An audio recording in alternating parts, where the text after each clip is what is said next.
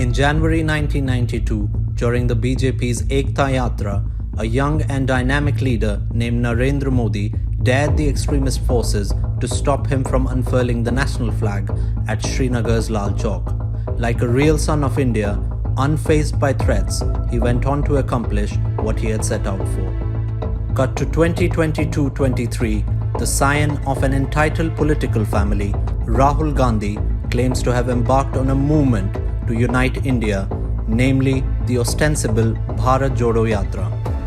From including controversial figures to garnering support from separatist voices, the Abdullahs, the Muftis and others in the valley, the Bharat Jodo, or to put it fittingly, the Bharat Todo Yatra, is now set to enter its last leg by proceeding to Jammu and Kashmir later this month, where Rahul Gandhi intends to culminate his campaign on January 30 by hoisting the tricolour at Srinagar.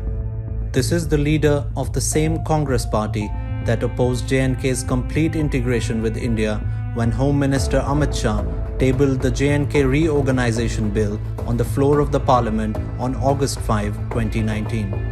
On the one hand, Congress opposes the abrogation of Article 370 and on the other hand masquerades as a champion of Indian nationalism, trying to emulate PM Modi's sincere display of bold patriotism more than 3 decades ago during the peak of terror infestation in Kashmir.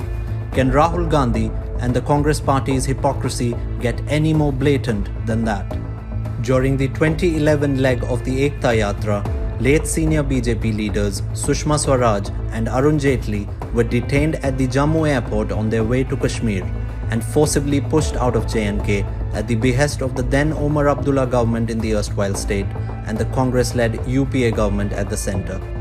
But like they say, what goes around comes around. As Congress slated Srinagar as the final destination to end its campaign, anxious party leaders had to call on J&K LG Manoj Sinha to reassure themselves of security arrangements during Rahul Gandhi's stay in the UT. Those who once posed obstacles in the path of a nationalist movement undertaken by the BJP are now having to endeavour to avoid embarrassment when the curtains finally come down on their long-drawn exercise of pseudo-nationalism.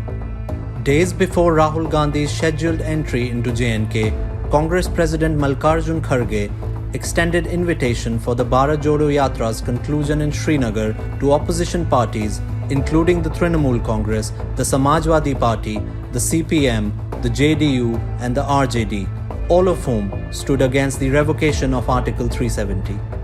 Within Kashmir, Rahul Gandhi's campaign has received solidarity from the secessionist lobby comprising of the National Conference, the PDP and the Gupkar Alliance at large. This lobby openly bats for talks with the terror-exporting neighbour Pakistan, identifying it as a stakeholder in Jammu and Kashmir, but maintains deafening silence when it comes to the forced exodus of Kashmiri Pandits from the valley and the persecution of religious minorities at the hands of Islamic radicals. With all of that, the so-called Bharat Jodo Yatra's climax promises to be a full-strength anti-India show in the guise of fake nationalism, but the nation may have already seen through the facade.